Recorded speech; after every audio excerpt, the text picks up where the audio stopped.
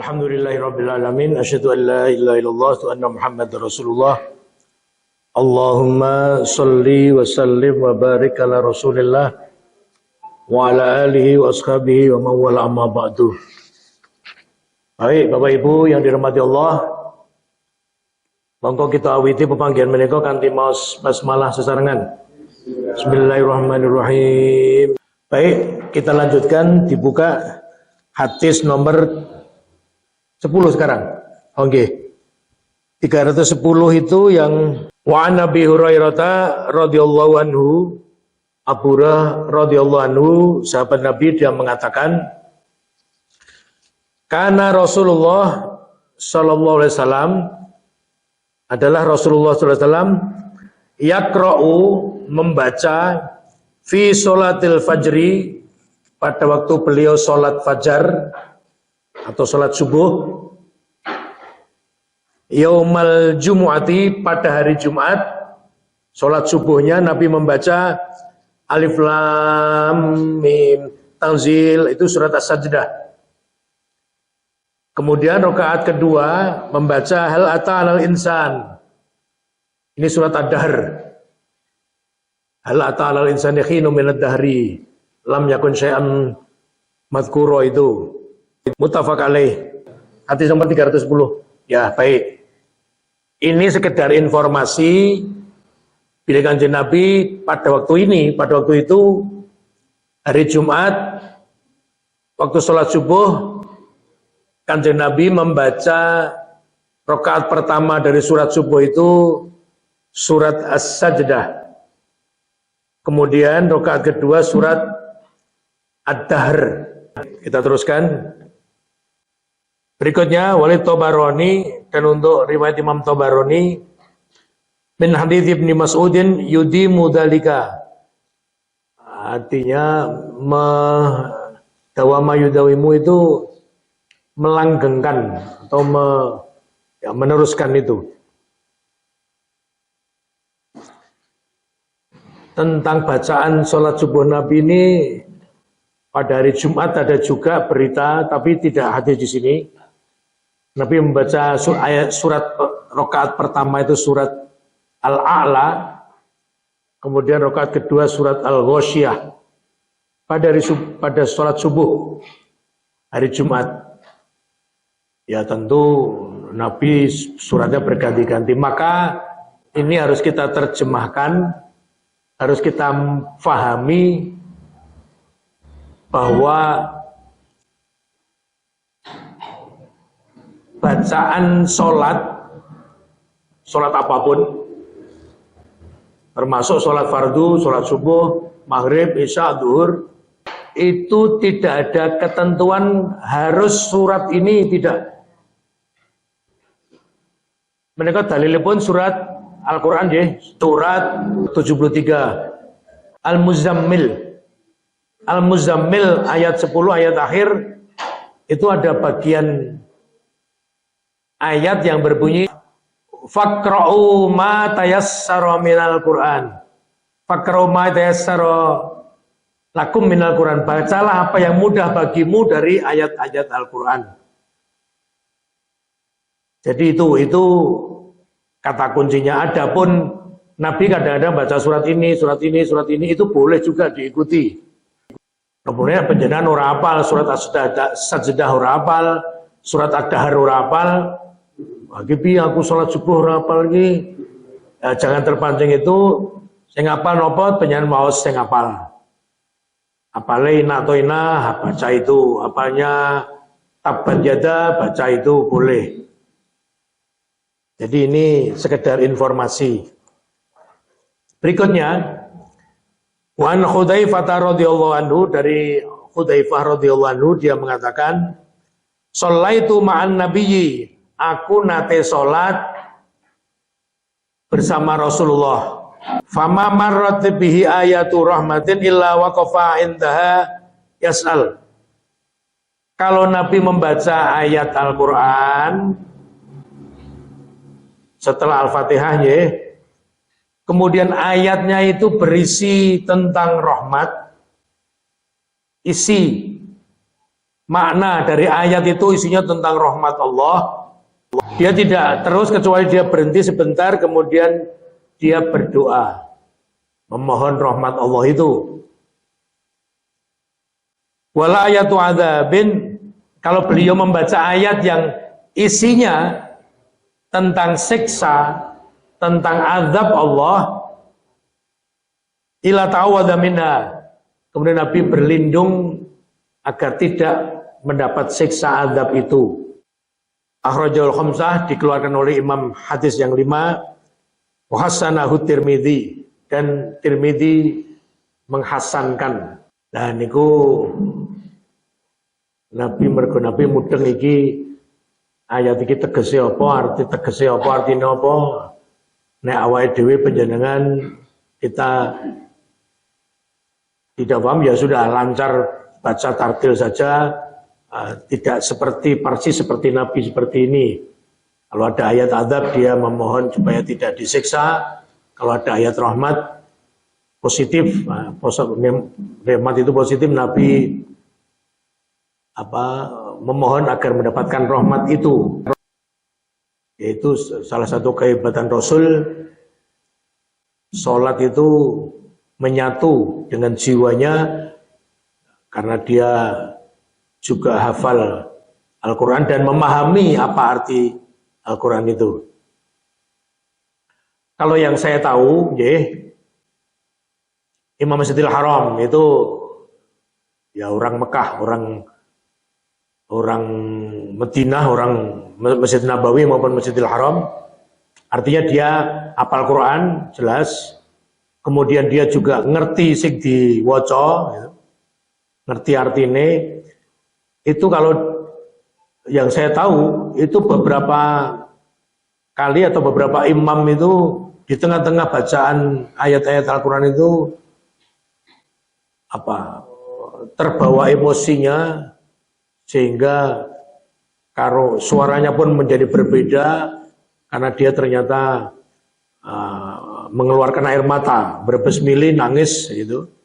Kemudian biasanya kalau seperti itu kemudian dia ulangi ayat itu kemudian diteruskan lancar karena menangis atau sesenggukan itu sulit untuk ditahan karena dia mengetahui betul mungkin asbabun nuzul atau kemudian maknanya dia menangis, kemudian ayat itu diulang. Kadang-kadang bahkan malah satu ayat sebelumnya mulai itu diulang untuk melancarkan bacaan mereka. Ya, ini salah satu indikasi kekhusyuan di dalam sholat. Adapun bagi orang-orang yang orang Islam atau yang sedang sholat, ghairu natikin, artinya bangsa atau orang yang tidak berbicara dengan bahasa Arab, dengan bahasa Quran, maksudnya orang yang sholat tapi dia tidak paham dengan yang dibaca, tentu tidak ada tidak ada atau tidak memungkinkan untuk memahami itu. Ya sudah, kita bacaan saja. Kalau di Indonesia saya belum pernah tahu ada imam maca ayat terus mimli ya mungkin saja karena dia tidak tahu artinya atau mungkin tahu tetapi tidak sampai membuat dia menangis. Ambuh nek pasar mimami kalikan utangnya terus nangis. Ya itu ya boleh karena ada kalanya orang itu dengan problem hidupnya itu kemudian dia merasa dekat dengan Allah, bisa saja. Dan menangis di dalam sholat itu mubah, dibolehkan selama memang tidak ada kesengajaan tidak disengaja untuk menangis, itu hanya muncul mendadak dan itu dalam hadis yang lain dikatakan di antara air mata yang menyelamatkan tubuh pemiliknya itu adalah dari neraka adalah air mata yang keluar karena takut kepada Allah atau mengharapkan rahmat Allah. Itu seperti dia mungkin tidak harus di tengah-tengah sholat, Penyanyian donga nganggo basa Jawa pakai bahasa Indonesia. Nah, mungkin saking khusyuknya dan saking merasa dekat dengan Allah walaupun pelan, orang berdoa itu malah ojo banter-banter. Dalam hadis cukup banyak rasa bengok-bengok ndonga kuwi lire-lire aja kiwa tengene aja krungu, tapi langit sampai di langit itu terdengar. Nah, begitu. Itu saking itu ya mungkin saja kita bisa nangis dan ya itu. Tapi untuk membuat nangis itu juga ternyata tidak mudah. Nah, saya kepengen suatu saat berdoa itu di depan Ka'bah itu pengen nangis, ora iso nangis malah. Dilalah krungu jejer itu wah nangis gubuk-gubuk, akhirnya malah iso nangis. Ya macam-macam ya kita. Tapi gini intinya ada saja orang itu yang pemeran watak itu ya iso pas orang nangis iso jadi nangis itu lain masalah. Tetapi ini kita bicara tentang hadis dan bicara tentang bagaimana kekhusyuan dalam sholat. Wa an Ibnu Abbasin, dari Ibnu Abbas radhiyallahu anhu. Di sini radhiyallahu anhu itu artinya setiap sahabat nama salah satu sahabat disebut. Ini hadis yang lain. Nabi memerintahkan kita untuk mendoakan sahabat tersebut dengan kata-kata radhiyallahu anhu. Itu sahabat. Artinya sahabat itu orang yang sempat hidup bersama Rasulullah dan ketemu Nabi dan dia dalam keadaan Islam. Itu sahabat. Sampai mati. Jadi Abu Jahal, Abu Lahab itu bukan sahabat. Karena dia kenal Nabi, bahkan saudaranya Nabi, tapi dia tidak Muslim. Jadi sahabat dalam bahasa fikih, dalam bahasa hadis, artinya tidak sama dengan sahabat dalam bahasa Indonesia. Penyanyi bersahabat karo tonggone, Pak siapa X misalnya. X ini bukan orang Islam. Ya itu tetap sahabat penjadian, mereka penjadian kenal, dia kenal, Anda kenal. Tapi kalau sahabat Nabi punya definisi lain.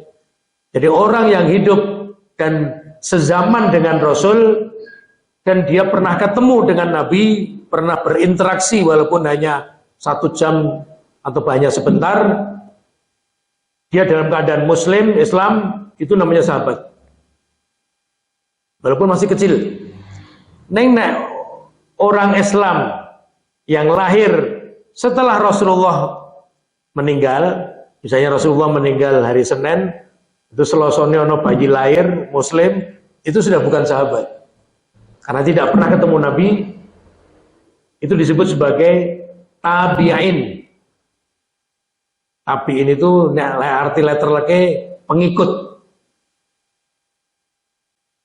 Nah, tabi'in ini adalah definisinya orang Islam yang sempat ketemu fisik dengan sahabat Nabi. Jadi rankingnya itu Nabi, kemudian sahabat bersamaan satu level. Artinya satu level itu hidupnya bersamaan, pernah ketemu. Nah, sing lahir orang tahu ketemu Nabi, tapi dia Muslim, walaupun hanya selisih sehari, maka dia disebut tabi'in. Karena apa? Dia ketemu dengan sahabat. Kalau ada bayi lahir Muslim, tidak pernah ketemu dengan sahabat Nabi sekalipun, durung nanti ketemu, karena mungkin lahirnya 100 tahun setelah Nabi meninggal, tapi dia sempat ketemu dengan tabi'in, generasi kedua, itu namanya dia disebut tabi'ut tabi'in. Seperti itu ada terekam oleh sejarah. Baik, kita teruskan sekarang berikutnya. An Ibnu Abbas, dari Ibnu Abbas. Ibnu Abbas itu artinya anake Pak Abbas. Abbas menika paklikipun Rasulullah. Sing ragil. Putrane Abdul Muthalib sing cilik dhewe. Namanya Abbas. Nabi kalau memanggil Amu Abbas, wahai Paklik Abbas. Nah, Pak Abbas niki duwe anak jenenge Abdullah. Maka dia sering disebut dengan Abdullah bin Abbas atau langsung Ibnu Abbas. Jadi niku napa nek karo Nabi? Ponaan napa kerunan napa nak sanak napa? Ya pokoknya Ibnu Abbas karo Nabi niku bapak mereka kakak beradik. Abang adik. Amune luwih tuwa Kanjeng Nabi. Lah, maka di sini doanya untuk dua orang. An Ibnu Abbas radhiyallahu anhuma. Anhu itu satu orang, anhuma itu untuk dua orang. Doa untuk dua orang. Dia mengatakan qala Rasulullah bersabda, ala wa inni nuhitu an aqra'al qur'ana. Ketahuilah, Nabi ngendika ngaten, aku dipenging ini nganti lali bahasa Indonesia. Aku dilarang karo pangeran, aku dipenging karo Gusti Allah an aqra'al Qur'an. Aku ra entuk maca Quran raki'an yen aku nembe salat posisiku pas ruku'. Ya, hati-hati ya, ini penting sekali. Au sajidan utawa yen aku nembe salat posisiku pas sujud. Ada dua posisi, rukuk sujud. Untuk hadis ini ya. Nabi termasuk kita ojo maca salah satu atau ya dari Al-Qur'an. Misalnya rukuk maca Bismillahirrahmanirrahim. Qul huwallahu ahad, Allahu samad, lam yalid wa lam yulad wa lam yakul lahu kufuwan ahad. Sami Allahu liman hamidah. Nah itu jangan. Karena itu dilarang. Sehingga di antara kata kuncinya ngeten. Komentarnya. Kan sok-sok ngeten nggih, awake dhewe niku sok-sok eneng kabar ojo ngene. Nabi ora entuk utawa Nabi dipenging utawa Nabi ra tau nindakake. Itu dijawab, alah wong sing diwaca ya Quran ora entuk ya ngopo. Nate mireng ada orang mati. Wong mati dikubur seminggu terus eneng undangan tahlilan. Nate mireng-mireng atau penjelasan salah satu pelakunya. Mantan terus dilokke mbok boten sah tahlilan. Kok sampean melu ngatur-ngatur? Dia ngerti tahlilan itu tegese apa? Dijawab, nggih ngertos napa? Tahlilan itu tegese maca la ilaha illallah. Tahlil itu bacaan la ilaha illallah. Terus sing pas tahlilan kuwi sampean ngerti? Sing do teko iki kabeh maca Quran. Walaupun beberapa ayat. Sing diwaca itu Quran kalimat thayyibah. Kok menging kok malah dilarang piye? Oh, wong ora. Kadang-kadang ada begitu. Ada papan, ada posisi-posisi termasuk ini baca Quran loh itu. Kalamullah loh, itu dipenging. Nek pas posisi ruku, sujud. Nek pas posisi ngadeg, ya itu Al-Fatihah dan surat. Ngono wae ana aturane, rakaat pertama dan rakaat kedua. Yang rakaat nomor 3 Al-Fatihah tok cukup. Aja kok tambahi. Senajan, nah ini tambahan kula niki. Senajan enten sing wah kula niki mbiyen salat niku lagi pun ngunduri tuwa umur 50 bareng muga kaji nembe salat. Lah 0 tahun tekan 50 mboten tau salat. Rusane kula ana napa jenenge wis pokoke ngibadah sak oke-okee nggo nyaur. Termasuk niku rakaat ketiga, rakaat keempat bareng kula Al-Fatihah maca surat terus. Jare nek sak huruf niku ganjarane 10. Wah, kula maca surat terus. Allah bulan-baleni ora duwe ilmu iki. Semangat tok dalam beragama ning ora duwe ilmu, mboten entuk.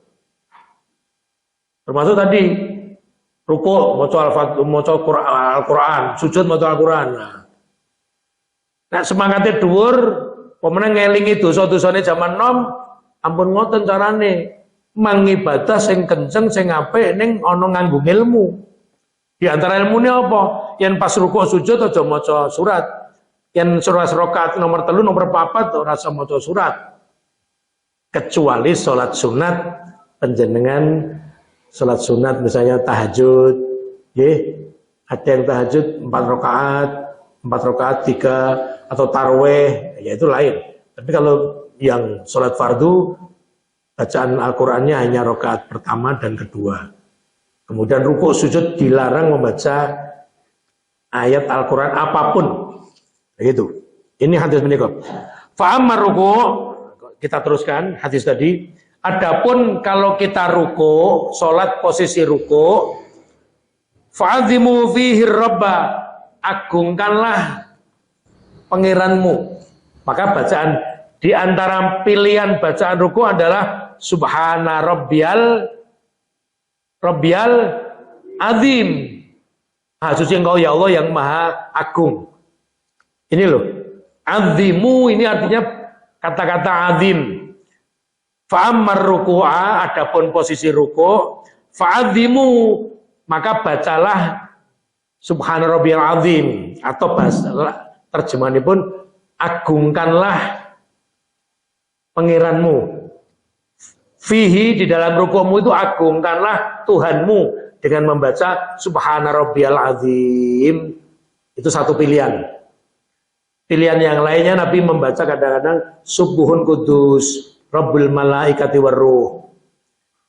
Pilihan lainnya subhanakallahumma rabbana wa bihamdika Allahumma firli. Itu. Wa ammas sujudu, adapun posisi salat yang sedang sujud, fajtahidu fid du'ai, maka bersungguh-sungguhlah kamu di dalam doa. Nah, ini maksud dari hadis ini. Yang posisi sujud, ya bacalah doa sujud dan bersungguh-sungguh. Fajtahidu. Nah, temeriku apa? Diterjemahkan apa? Pada waktu sujud, bersungguh-sungguh ya. Bersungguh-sungguh dalam berdoa.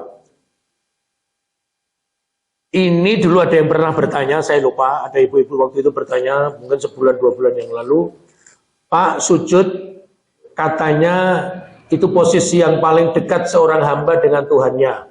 Betul, itu ada hadisnya. Aqrabu ma yakunu 'abdu min rabbih sujud. Jadi posisi yang paling dekat seorang hamba dengan Tuhannya adalah pada waktu sujud. Kemudian Nabi mengatakan fa'aktsirud du'a, perbanyaklah doa. Nah, ini harus ditegesi, harus dimaknai, harus dipahami. Aja ndonga sak geleme, terus pokoknya akeh, karena Nabi ndhawuhi pokoknya perbanyak berdoa. Ya Allah, kula dereng diparingi putra, kula mangparingi anak. Ya Allah, kula dereng duwe bojo, mang goleke bojo. Ya Allah, niki dodolan mboten payu-payu. Mugi-mugi ampun wonten apa mulai basa Jawa. Nah gitu. Lah terus pripun Pak? Ini Majelis Tarjih memahami hadis ini, perbanyaklah doa dalam sujud, karena itu posisi yang paling dekat seorang hamba dengan Tuhannya. Ini adalah membaca doa yang diperintahkan Rasulullah, membaca doa sujud yang didawuhke atau dicontoni Rasulullah. Memperbanyak itu kemudian kita ulang-ulang. Kejaba menyan dadi imam atau makmum itu jojo sak geleme dhewe. Imame wis Allahu Akbar wis ngadeg, panjenengan masih memperbanyak donga mergo dosane akeh, mergo butuhe akeh, ramu-ramu maca doa sujud sampai ping 20. Dengan alasan nah niku manut Kanjeng Nabi, dawuhe Nabi, jangan begitu. Ini bisa dilaksanakan maksimum, silahkan yang sholat sunat tur dewe. Dan tidak hanya sujud terakhir. Ya, sekali lagi kita ulangi. Boten wonten dawuh Nabi sujud keri dewe. Donga sing akeh atau perbanyaklah, itu semua doa. Karena hadis Nabi yang lain dikatakan bahwa Nabi itu sholat sunatnya malam itu berdirinya lama, ruku'e sama lama, berdirinya rukuknya itu lama. Seberapa lama rukuk Nabi?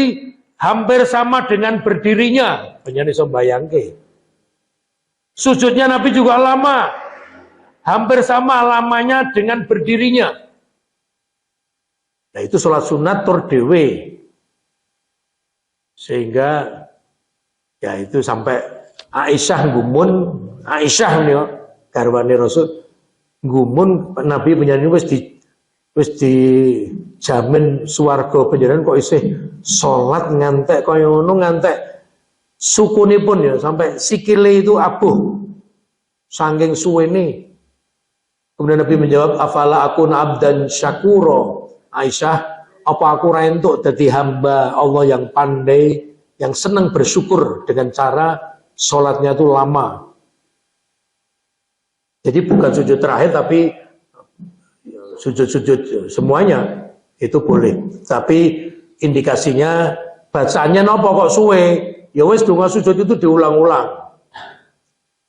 Ada ulama yang membolehkan kena nyuwun rene aja ngantek keweton secara verbal lisan. Tapi di batin pas pada sujud itu masih dibolehkan. Fakominun ayyustajaba lakum, yaitu artinya posisi sujud itu bersungguh-sungguhlah dalam doamu, niscaya Allah akan kabulkan hajatmu, akan dikabulkan, akan diijabai doa-doamu. Ya ini. Hadis menika badhe kula jejeraken akan saya jejerke dengan ayat Al-Qur'an. Ada yang berbunyi begini. Surat Al-Baqarah 186. Di bawah itu, kiri bawah. Wa idza sa'alaka ibadi anni, ketemu sekarang. Wa idza sa'alaka Muhammad ibadi anni ya nono, kalau ada hamba-hambaku bertanya kepadamu, fa inni qarib. Jawablah Muhammad bahwa Allah ingsun, Allah itu dekat. Dekat dengan semua hamba. Termasuk dengan panjenengan, dengan saya. Ujibu da'watad da'i idza da'ani. Aku ini Allah ya. Allah akan mengijabai doa siapapun yang berdoa idza da'ani, kalau mereka bermohon berdoa kepadaku. Fal yastajibu li, adalah mereka manut kepadaku, wal yu'minu bi, dan beriman kepadaku. Nah, tadi saya matur, nah ini dijejerke hadis ini tentang penyuwunan dan doa, maka saya bisa matur Bapak Ibu, oh berarti menurut ayat Al-Baqarah 186 ini panjenengan senden karo mangan kacang, dahar tahu susur, karo ndonga, ya Allah, ati kula susah mbok panjenengan gawe seneng ati kula. Itu Allah mendengar. Karena Allah itu Sami, Allah itu maha mendengar. Sami'ul alim, maha mendengar dan maha mengetahui. Maksud saya begini, dengan hadis ini tadi ya, orang ming pas sujud gitu loh. Allah mireng itu orang ming pas ya ono wong sujud. Ngopo wae Allah itu tahu. Nah, gitu. Hanya Nabi memberikan bonus tambahan informasi bahwa posisi seseorang itu paling dekat itu kalau dia pada posisi sujud ini, artinya kalau masalah Allah mendengar itu semuanya wong ora salat we batin apa ya Allah pirsa. Orang kafir arep ngamblengi wong ya Allah ya pirsa. Hanya di sini masalah doa ini pada waktu sujud itu Allah Nabi Muhammad itu menyampaikan supaya kita memperbanyak dan bersungguh-sungguh dalam berdoa. Baik, berikutnya. Wa Aisyah radhiyallahu anha, dari Aisyah radhiyallahu anha dia mengatakan qalat kana Rasulullah sallallahu alaihi wasallam yaqulu fi ruku'ihi wa sujudihi, pas salat nek Kanjeng Nabi pas posisi ruku' dan juga pas posisi sujud, Kanjeng Nabi itu membaca ini, Subhanakallahumma Rabbana wa bihamdika Allahumma firli, muttafaq alaih. Riwayat Imam Bukhari Muslim. Nah, mereka pengen sekarang tak tambahi penjelasannya pun ngaten. Ini rangkuman dari banyak hadis ya, ngaten. Nabi menawi ruku sok sing diwaos menika donganipun Subhana rabbiyal azim ping 3 minimal. Ya pas ngimami. Jadi kalau semanten itu Nabi sujudnya kadang-kadang juga tadi rukuk ya. Rabbiyal azim itu rukuk. Ini pas sujud kadang-kadang Nabi membaca Subhana rabbiyal a'la. Ya, itu di tarjih kita berpendapat atau kita mengunggulkan hadis doa rukuk dan sujud yang ini tadi boten nganggo tambahan wa bihamdih, hanya sampai subhana rabbiyal azim rukuk dibaleni ping 3 subhana rabbiyal azim subhana rabbiyal azim, ora usah nganggo tambahan wa bihamdih. Kenapa? Karena wa bihamdih, tambahan wa bihamdih itu doa hadisnya tidak marfu', nah, tetapi itu dilakukan oleh sahabat-sahabat Nabi. Kalau Nabi hanya subhana rabbiyal azim diulang-ulang. Sujudnya juga sama, subhana rabbiyal a'la. Ora usah nganggo tambahan wa bihamdih subhana rabbiyal a'la diulang sampai 3 kali. Kadang-kadang itu satu momen. Momen yang lain kadang Nabi dalam hadis menika Nabi rukuknya dan sujudnya bacaannya sama. Sing diwaca subuhun kudus Rabbul malaikati warruh. Menika. Nah, kita juga boleh mencontoh itu. Kemudian itu namanya tanawu. Tanawu itu ada alternatif pilihan-pilihan yang boleh dipilih oleh umat Islam untuk diamalkan. Artinya orang meng siji pilihane, orang meng subhanarabbiyal azim tok rukuk. Nek ana wong rukuk maca liyane lho, kok macane beda kae salah mboten. Boleh selama memang ada tuntunannya. Contohnya subuhun kudus rabbul malaikati waruh boleh.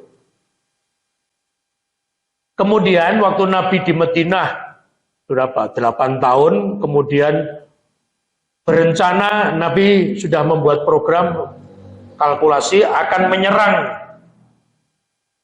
orang kafir Quraisy yang ada di Mekah, karena Nabi dilarang masuk Mekah dan umat Islam termasuk untuk melakukan umroh itu dipenging.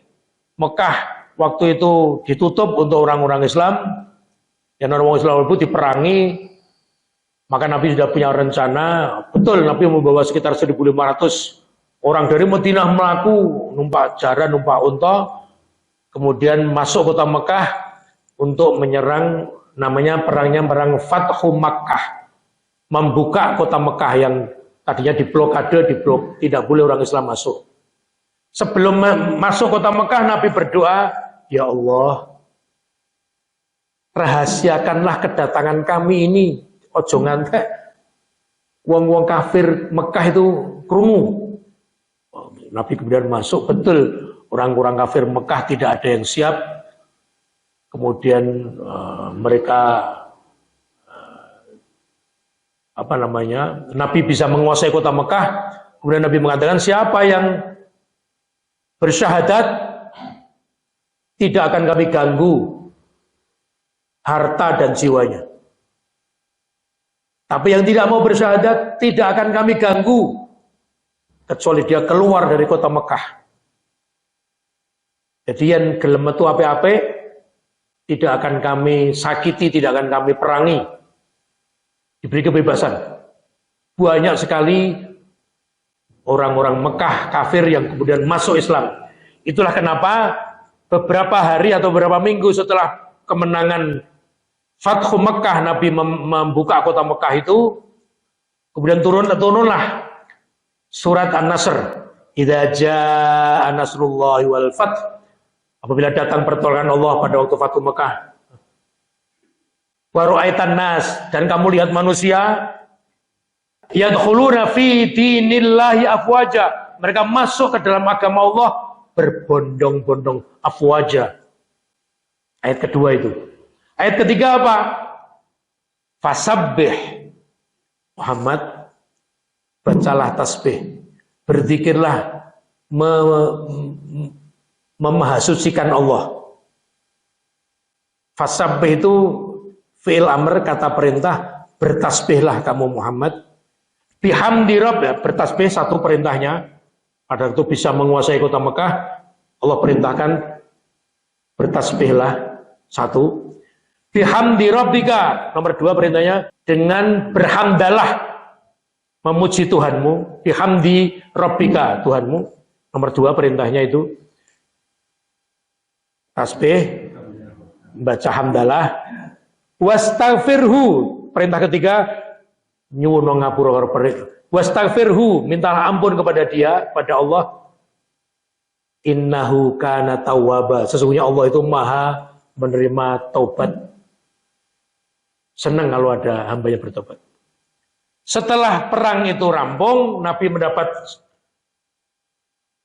wahyu surat Al-Nasr, isinya 3 ayat, dan ayat ketiga terakhir diakhiri dengan perintah. Pertama tasbih, ya, membaca tasbih, kedua membaca hamdalah, ketiga membaca istighfar. Maka setelah itu Nabi sambil sholat, rukuk dan sujudnya membaca ini, ya, ini ayat hadis Aisyah ini. Jadi doa Nabi subhanakallahumma rabbana wa bihamdika Allahumma firli, ini adalah penjabaran, pengejawentahan perintah Nabi, perintah Allah dalam surat An-Nasr.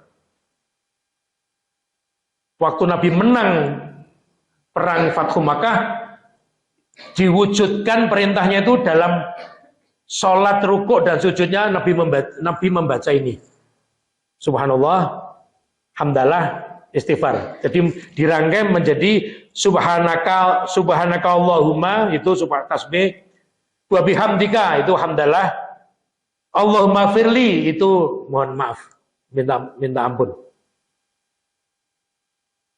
Artinya lagi bahwa Nabi di akhir-akhir kehidupan Rasulullah, karena perang Fathu Makkah itu sudah akhir-akhir kehidupan Nabi di Madinah, itu sholatnya Nabi pada waktu rukuk dan sujud membacanya sama, yaitu subhanakallahumma rabbana wa bihamdika Allahumma firli ini. Kayak gitu.